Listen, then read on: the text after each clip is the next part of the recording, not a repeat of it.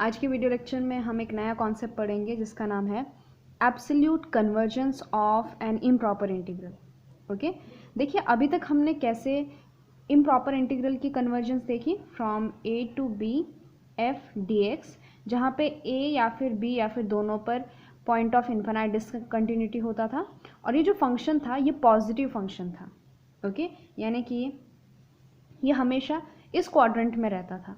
Okay, suppose कोई function जो है इस क्वाड्रेंट में है तो हम क्या करते थे, उसको मल्टीप्लाई करते थे बाय नेगेटिव तो वो पॉजिटिव बन जाता था। ओके, हमने ऐसे केस भी देखे हैं जब फंक्शन जो था वो लेस देन ज़ीरो था तो उस केस में हमने क्या किया, उसको माइनस से मल्टीप्लाई करके ग्रेटर देन ज़ीरो बनाया और फिर वही सारे कंपैरिजन टेस्ट लगाए जो हम इस इंटीग्रल की कन्वर्जेंस देखने के लिए लगाते थे, राइट। लेकिन एब्सोल्यूट कन्वर्जेंस का कॉन्सेप्ट कब आता है, जब हमारा जो फंक्शन है वो ज़रूरी नहीं है पॉजिटिव हो, ओके, या फिर पूरा का पूरा पॉजिटिव या फिर पूरा का पूरा निगेटिव हो। कहने का मेरा ये मतलब है कि फंक्शन तो इस तरह के भी हो सकते हैं, ओके, कुछ इस तरह से भी हो सकता है फंक्शन, राइट, कि इसका जो है कुछ पार्ट पॉजिटिव में हो और कुछ पार्ट निगेटिव में हो। ओके, सो इस केस में आप जो है ये वाला कॉन्सेप्ट नहीं लगा सकते। ओके, सो उस केस में हमें एब्सोल्यूट कन्वर्जेंस देखना होता है। एब्सोल्यूट कन्वर्जेंस यानी क्या, कि हम f की बजाय हम उसके मॉड का कन्वर्जेंस देखते हैं। उसका जो ये इंटीग्रल है f mod of f from a to b dx, इस इंटीग्रल का कन्वर्जेंस देखते हैं। तो होगा क्या कि ये जो ग्राफ था, ये जो नीचे निगेटिव वाला पार्ट था ये ऊपर चला जाएगा। ओके, यानी कि कुछ इस तरह से बन जाएगा, राइट। तो ये जो पार्ट था जो पहले निगेटिव वाले डायरेक्शन में था वो ऊपर चला जाएगा। अब ये जो फंक्शन है ये क्या हो गया है, पॉजिटिव फंक्शन हो गया है। और पॉजिटिव फंक्शन के लिए ऐसे इंटीग्रल की कन्वर्जेंस हमने ऑलरेडी पढ़ी है तो वहाँ पे हम ये कॉन्सेप्ट लगा सकते हैं। ओके, तो ध्यान में रखिए एब्सोल्यूट कन्वर्जेंस कब यूज़ होता है, जब हमारा फंक्शन जो है वो कुछ भी होगा। ओके, ज़रूरी नहीं है वो पॉजिटिव ही हो सकता है वो पॉजिटिव हो और कुछ वैल्यूज़ के लिए वो निगेटिव हो जाए।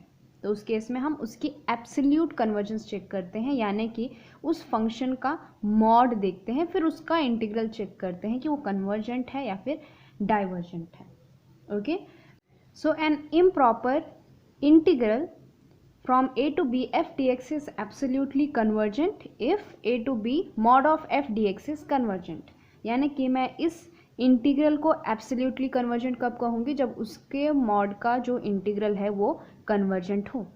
ओके, सो अब क्वेश्चन ये आ रहा होगा दिमाग में कि हमें तो कन्वर्जेंस चेक करनी है इस इंटीग्रल की और हम कन्वर्जेंस चेक कर रहे हैं इस इंटीग्रल की। ओके, हम तो ये कह रहे हैं कि ये वाला इंटीग्रल कन्वर्जेंट है या फिर डाइवर्जेंट है। तो इसकी कन्वर्जेंस हमें कैसे मदद करती है इस इंटीग्रल की कन्वर्जेंस के बारे में। ओके, सो देखिए बहुत सिंपल सी बात है, यहाँ से दिख रहा है कि इसका जो एरिया है वो ज़्यादा होगा देन दिस। ओके, हमें पता है कि जो मॉड ऑफ f है वो बड़ा होगा किससे, f से। तो अगर बड़ा वाला इंटीग्रल कन्वर्ज कर रहा है तो ऑब्वियसली उससे छोटा वाला इंटीग्रल तो कन्वर्ज करेगा ही करेगा। ओके, सो इसका क्या मतलब है कि अगर कोई फंक्शन एब्सोल्युटली कन्वर्जेंट है, अगर कोई इंटीग्रल एब्सोल्युटली कन्वर्जेंट है तो वो जो इंटीग्रल है वो कन्वर्जेंट होगा।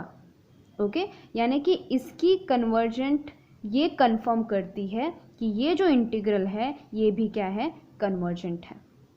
ओके, क्योंकि इसमें हमें मुश्किल आ रही है इसीलिए हम इसको नहीं चेक करते, हम उसके एब्सोल्यूट कन्वर्जेंस को चेक करते हैं।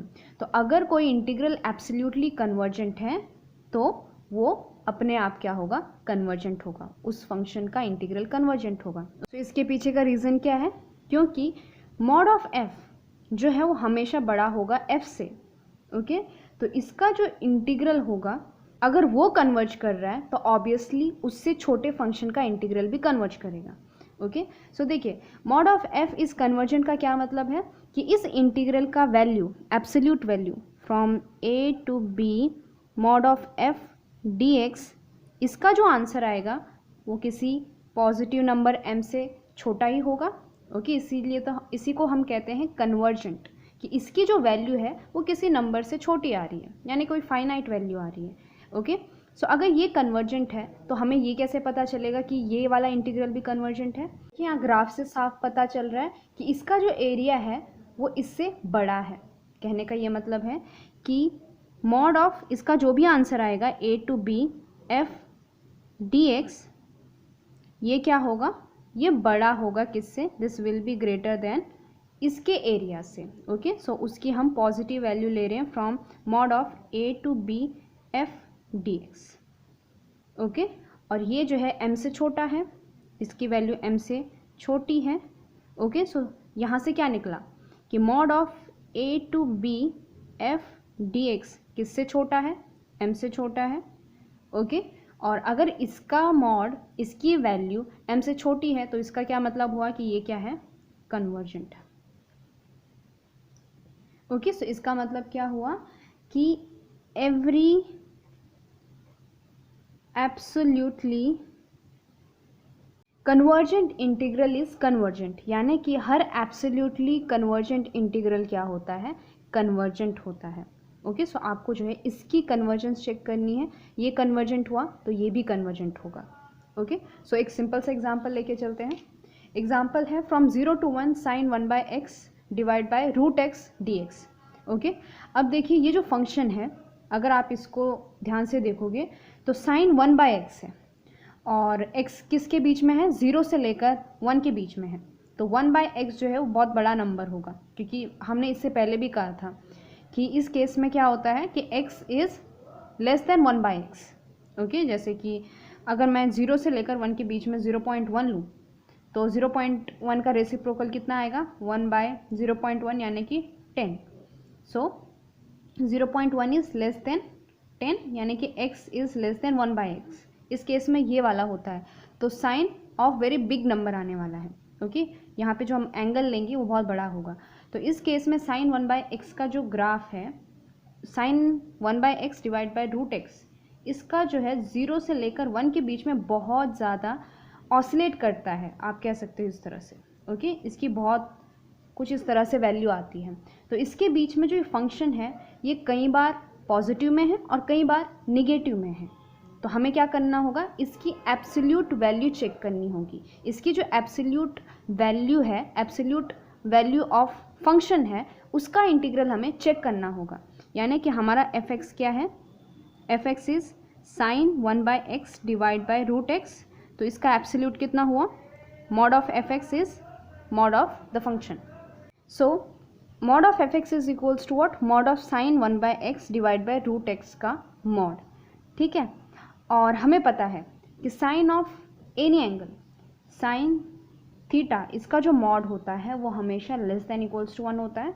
ओके, क्योंकि साइन थीटा की जो वैल्यू होती है वो -1 और 1 के बीच में होती है, तो उसका जो एब्सोल्यूट वैल्यू है वो 1 से छोटा ही होगा या फिर 1 के बराबर होगा।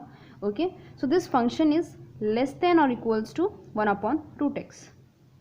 ओके, क्योंकि रूट एक्स तो हमेशा पॉजिटिव ही होने वाला है और x जो 0 से लेकर 1 के बीच में है, so this is going to be positive only.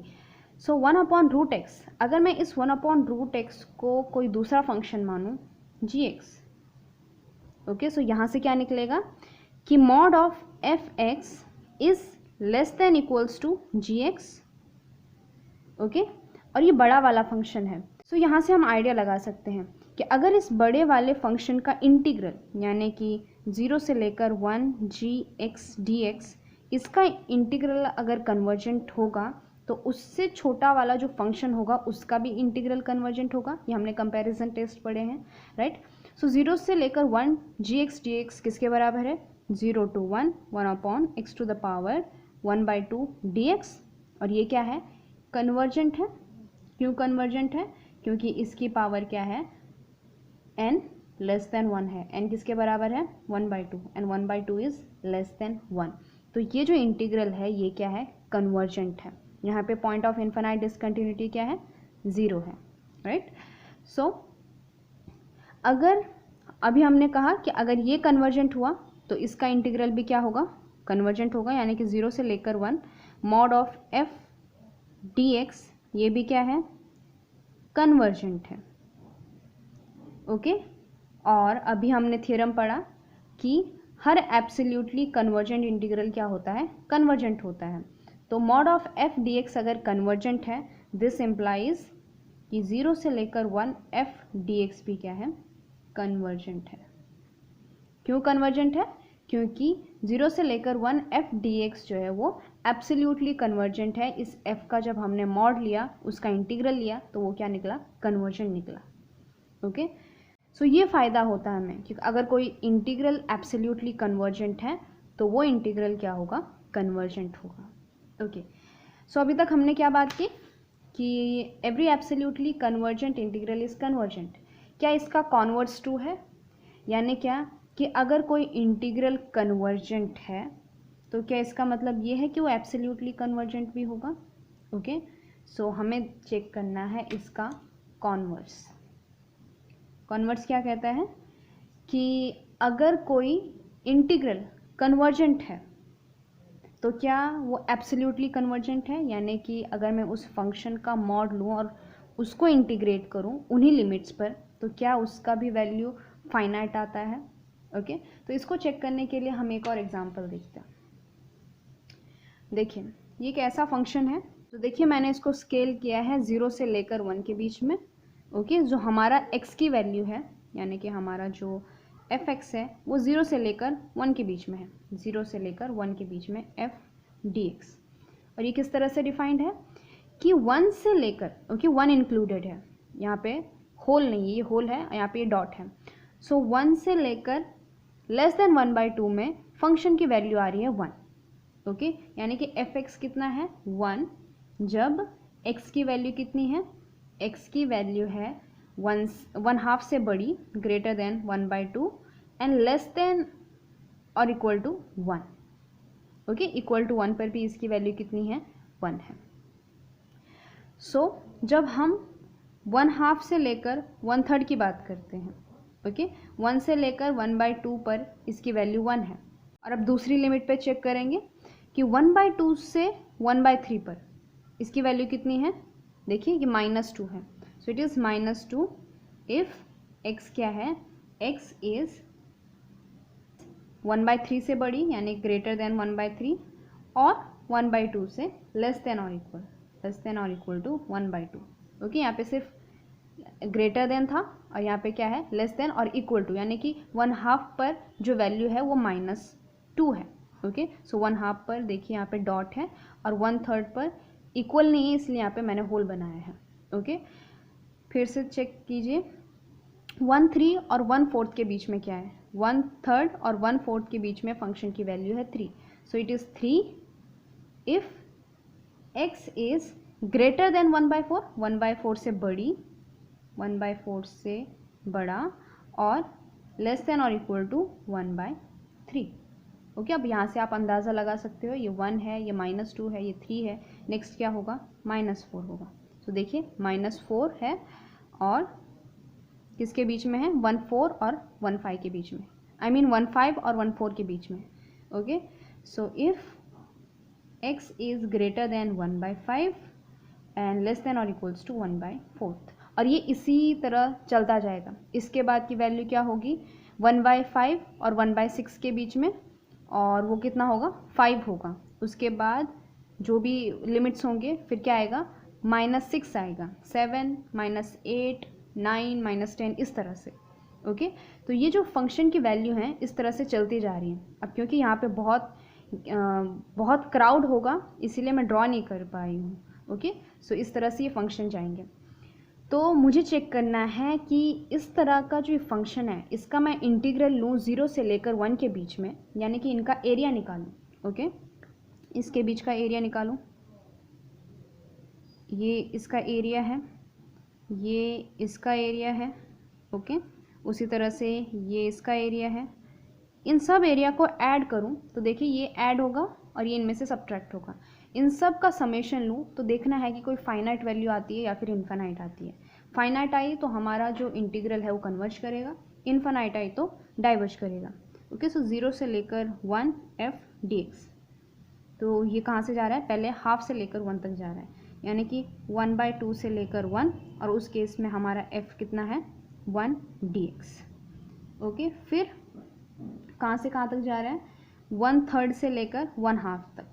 1/3 से लेकर 1/2, उस केस में कितना आंसर है इसका, -2 dx।